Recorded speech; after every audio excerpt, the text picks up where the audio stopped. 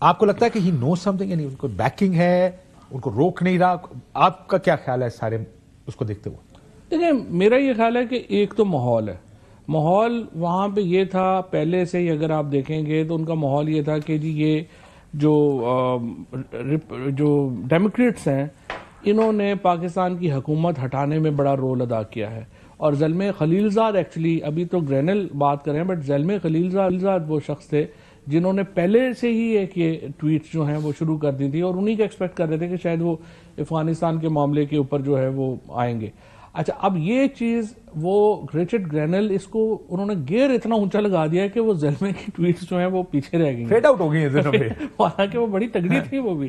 اچھا اب but also he wasn't taken that seriously because he is not part of the administration. کیونکہ گرینل administration کا حصہ بن گئے, سڈنلی وہ ٹویٹس اب زیادہ بڑی دیکھنی ظاہر ہے and he is very important man, جو ان کی اپنی ٹرمپ کی اپنی ٹویٹ سے جو ہے وہ ظاہر ہو رہا ہے. اچھا دیکھیں اب ایشو یہ ہے کہ یہ تو ہے, پریشر تو ہے. اچھا صرف یہ پھر ہوتا کیا ہے کہ اب یو ایس اے نے جب کہہ دیا تو یورپی یونین نے بھی ساتھ, کیونکہ امریکہ تو ایک سپر پاور ہے نا جی.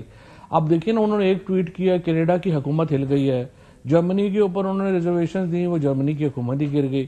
سو امریکہ کا جو ورڈ پلیسمنٹ ہے وہ تو بالکل ڈفرینٹ ہے نا اس سے.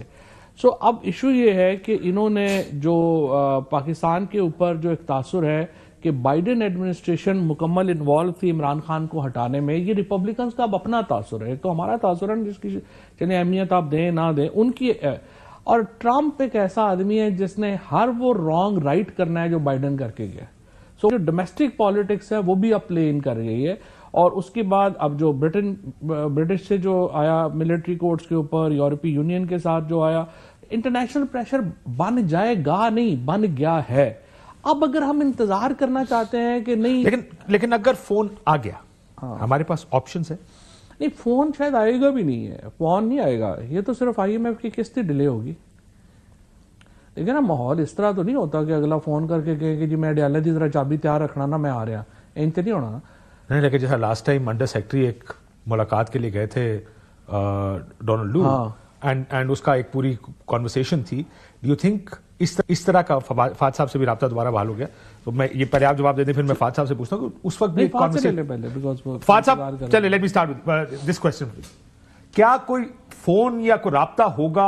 How do you see it? دیکھیں دو راستے نا, ایک تو یہ ہے کہ کچھ نہیں ہوگا, یہ بیان ہے, یہ فیڈ آؤٹ کر جائیں گے, عمران خان صاحب جیل میں رہیں گے, ٹرمپ انتظامیہ اپنا کام شروع کر دے گی اور every thing will fade out. دوسرا یہ ہے کہ وہ کچھ ایکٹیولی کریں گے, یعنی ایک کال کریں گے یا کوئی انڈر سیکرٹری. ہم تو ایک انڈر سیکرٹری کی مار ہے نا, بنیادی طور پہ تو رچرڈ باؤچر ہی ہمارے تمام لوگوں کو اکٹھے بٹا کے لیکچر دیا کرتا تھا.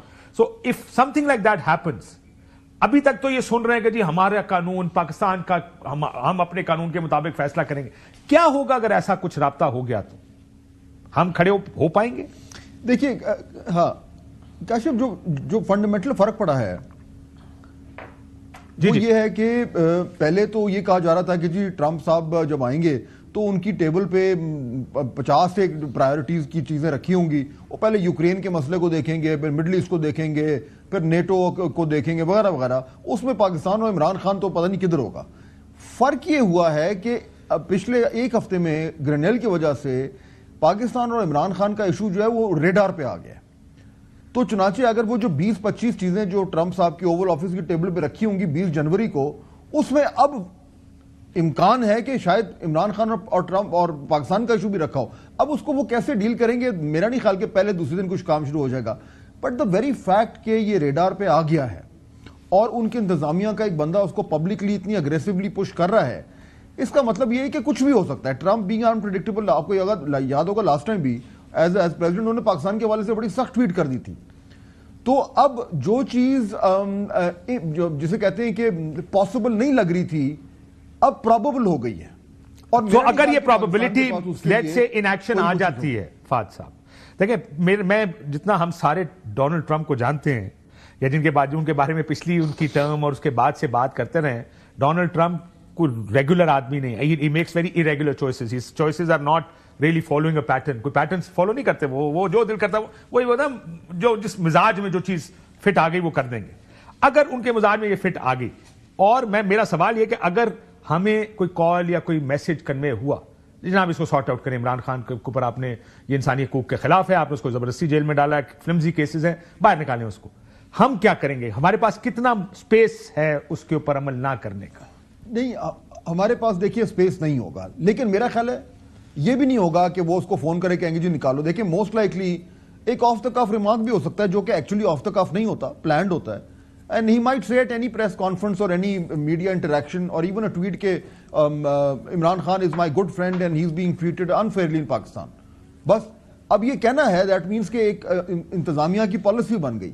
اب اس پالیسی کے جو لیورز ہیں وہ پش ہونا شروع ہو جائیں گے ایٹ این انسٹیٹیوشنل لیول, اور اس کو برداشت کرنا, اگر وہ جنرلی کہہ رہے ہیں کہ جی نہیں آپ اس کو ریلیف دیں, میرا نہیں خیال کہ پاکستان جو ہے وہ کہے گا نہیں جی آپ اپنا کام کریں, نہیں ہو سکتا. We are too dependent on them. اس لیے جو ایکچوئل فیلئر ہوا ہے میرے خیال میں گورنمنٹ کا وہ یہ کہ اے اس کو پریڈکٹ نہیں کر پائے, بی اس کو مینج نہیں کر پائے. ان کے پاس آپشن نہیں ہے. آپ کیا گرینل کو گالی دیں گے؟ نہیں دے سکتے. ٹرمپ کو برا بھلا کہیں گے؟ نہیں کر سکتے. تو پھنس گئے. حالانکہ وہ عمران خان صاحب نے تو کہا تھا کہ ہم کوئی غلام ہیں.